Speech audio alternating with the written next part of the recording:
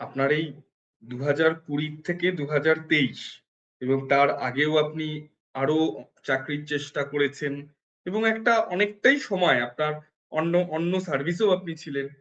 কি কি ভুল যারা সরকারি চাকরি এবং সর্বোপরি WBCS পরীক্ষার জন্য প্রিপারেশন নিচ্ছে, কি কি ভুল করবে না এবং আপনি কি কি ভুল করেছিলেন একটু যদি শেয়ার করেন?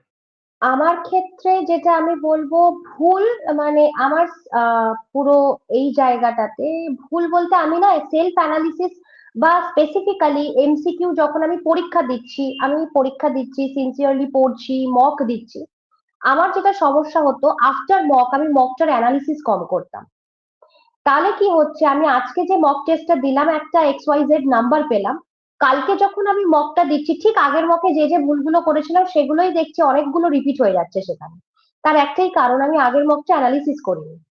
কোথায় আমার ভুল হলো, কি সমস্যা হলো, কোন জায়গাটাতে বেশি কিছু দরকার, এই অ্যানালিসিসটা আমি শুধু পরীক্ষা দিলেই হবে না। পরীক্ষার তো একটা এক্সটার্নাল ইভ্যালুয়েশন হচ্ছে, ইন্টারনাল ইভ্যালুয়েশনটা ভীষণ ভাবে দরকার। আমার মনে হয়েছে সেটার আমার ক্ষেত্রে একটু ল্যাকিং ছিল। আর এখন ভুল ঠিক বলবো না, মানে যেটা সমস্যা হয়ে দাঁড়ায় সেটা হচ্ছে, মানে আমাদের কাছে রিসোর্সের এত অতিরিক্ত অ্যাভেলেবিলিটি, মানে আমরা সেটাতে ভীষণভাবে বিভ্রান্ত হয়ে পড়ি এবং আমরা সবার সব রিসোর্স সবকিছু একসাথে গ্যাদার করতে চাই। মানে এখন একটা কথা চলে, ইনফরমেশন ইজ পাওয়ার।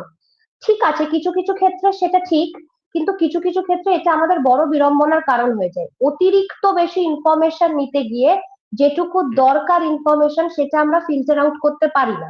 মনে রাখতে হবে আমাদের time being the most important resource কিন্তু খুব লিমিটেড। আর আমাদের যে ক্রেনিয়াল ক্যাপাসিটি সেটাও লিমিটেড, আমাদের ব্রেনের ক্যাপাসিটিটাও লিমিটেড।